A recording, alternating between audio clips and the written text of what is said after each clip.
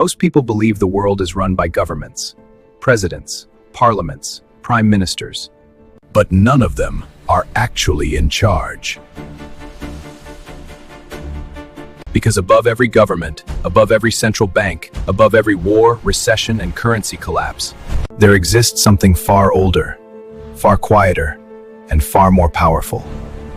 A bloodline that has survived empires, outlived kings, outplayed revolutions, and silently reshaped the world from the shadows for over 200 years. They do not own companies, they own money itself. They do not fund wars, they decide when wars begin. They do not lobby governments, they decide which governments survive. You will not find their logo, you will not find their headquarters, you will not find their names on ballots. But every time your currency inflates, every taxes rise, every time your country borrows money, they profit. You were never taught about them in school. They are never mentioned in the news. And yet, their system decides the fate of nations. This is not a conspiracy theory. This is documented history. And by the end of this video, you will understand why your life has always been more controlled than you were ever told. The story begins in the late 1700s. Europe was collapsing under endless wars. Kings were desperate, governments were broke. And that desperation created the most powerful opportunity in history. Because wars don't run on ideology. They run on money. At the center of this chaos was a young man who understood something no one else did. While others chased land, or crowns, or armies, he chased control of capital. He realized something revolutionary. If you control the money behind governments, you control the governments themselves. So instead of becoming a king, he became something far more dangerous, a lender to kings. Within decades, his family built a private financial network across Europe. 5 sons, 5 major capitals: London, Paris, Vienna, Frankfurt, Naples. Each son ran operations independently. But all of them reported back to one family. They didn't rely on governments for information. They built faster communication networks than any state: carrier pigeons, private couriers, encrypted letters. Sometimes they knew the outcome of wars days before governments did, and that information made them unstoppable. While governments waited for official confirmation, this family already knew the result. They positioned themselves ahead of everyone else, and by the time the news became public, they had made a fortune so large it permanently altered global finance. From that moment on, something changed. Governments stopped asking if they could borrow from this family. They started asking how much, because when nations ran out of money, this family never did. As empires fell, as monarchies collapsed, as revolutions erased dynasties, this bloodline only grew stronger, not by ruling publicly, but by financing both sides. If 2 nations went to war, they didn't care who won. They funded both, because either way, debt survived, and debt always pays. By the early 1900s, their influence had quietly spread beyond Europe, into America, into central banking systems, into global debt markets, into institutions that would decide the value of money itself. And here's the part most people don't realize. When countries say they're printing money, they're not free, they're borrowing, and someone always owns that debt. The question is, who? Because once you understand who controls the debt, you understand who controls the world. And next, we're going to show how this family helped design the modern financial system you live under today. Without ever being elected, without ever being exposed, and without most people even knowing they exist.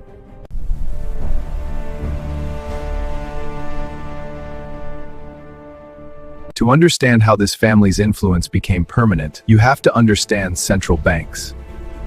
Because central banks are not just national banks. They are the control rooms of entire economies. They decide how much money exists, how expensive loans are, whether businesses expand or collapse, whether currencies grow or die.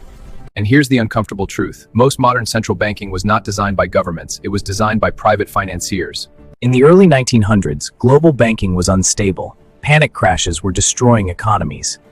Governments were desperate for a system that could stabilize money, so they turned to the people who already controlled it. Private banking dynasties. And among them, this family sat at the center of the table. They helped advise the frameworks, they influenced the structures, they financed the first versions of modern central banks. Not as presidents, not as politicians, but as the people funding the entire machine. And this is where the power quietly became permanent. Because once governments tied their currencies to central banks, And once central banks tied their systems to private debt, money stopped being something governments owned. it became something they borrowed, which means modern countries do not create money freely. They issue debt-backed money. Every new unit of currency begins as a loan, with interest. Someone always owns that interest. Someone always collects that debt. And when you follow the ownership, it leads back again and again to the same old private banking families. This is why countries can be rich, but still be drowning in debt. Why governments can collect billions in taxes And still owe more than they can ever repay, because the system itself was designed that way. A system where money grows as debt, and debt never truly disappears. It only changes hands, which means modern power is no longer about armies. It's about who owns the debt of nations. And the families who designed this system don't need to rule publicly anymore, because they already rule structurally. And next, we're going to show how this system silently determines whether entire countries rise or collapse without a single shot being fired.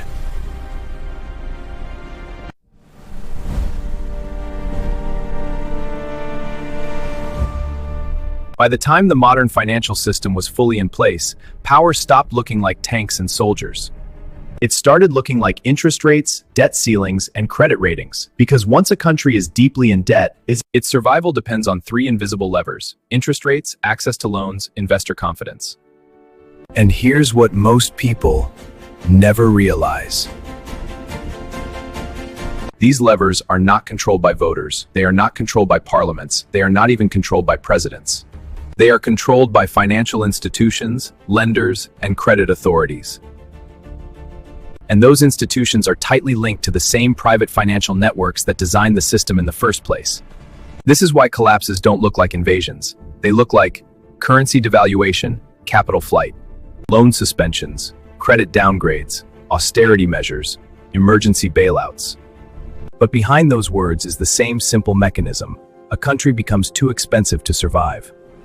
Its debt grows faster than its economy. Its currency loses trust. Its borrowing costs spike. And suddenly, hospitals lose funding. Fuel prices jump. Food becomes more expensive. Public workers stop being paid. Protests erupt. Governments fall, not because someone invaded, but because the money pipeline was quietly tightened.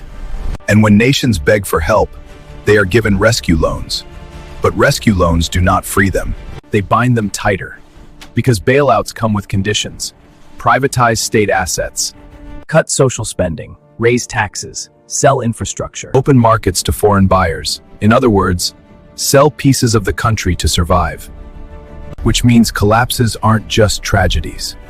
They are acquisitions. A nation doesn't fall. It gets absorbed. And this is why the same cycle keeps repeating across different countries, different decades, different continents. Boom, borrow, crash, bailout, sell, repeat. Not by accident, but by design. And next, we're going to reveal the final layer, the part that explains why no matter which party you vote for, the system itself never changes. Because the real power was never in the government. It was always beneath it. The power you never see. By now, something uncomfortable should be setting in. Not fear, not panic, but a quiet realization that the world you live in is not really run by laws, or leaders, or flags. It is run by systems. And systems don't need faces. They don't need thrones. They don't need speeches. They don't need elections. They only need one thing: participation. Every time you take a loan, every time your country borrows, every time a business expands on credit, every time money is created through debt, you are stepping deeper into the same machine. A machine that rewards debt. A machine that grows through obligation. A machine that never truly resets. Which means modern power no longer needs to conquer. It simply waits. It waits for nations to overextend. It waits for bubbles to inflate. It waits for currencies to weaken. It waits for panic. And when the pressure finally breaks, it doesn't destroy, it acquires. Banks absorb assets, funds buy infrastructure, debt becomes ownership, ownership becomes control. Quietly, legally, systematically. No invasion headlines, no war declarations, no villain speeches, just contracts. And this is why the system never really changes, no matter who wins elections. Because the foundation beneath every government is the same: debt-based money. Interest-based growth, permanent obligation, different faces, same structure. You were never meant to notice this, because systems only feel invisible when they are working perfectly. And now that you've seen it, you'll start noticing it everywhere. In inflation, in housing, in fuel prices, in student loans, in national debt counters ticking upward every second. This isn't a conspiracy. It's architecture. And once you understand the architecture, you understand the world. If you have watched this video to this point, I want to say thank you. NA. It would mean the world to me if you considered to subscribe to this channel. I promise to make AI eye-opening documentaries like this one you have watched and keep improving on quality to best of my ability. Not only to entertain you, but to awaken you so you stay aware.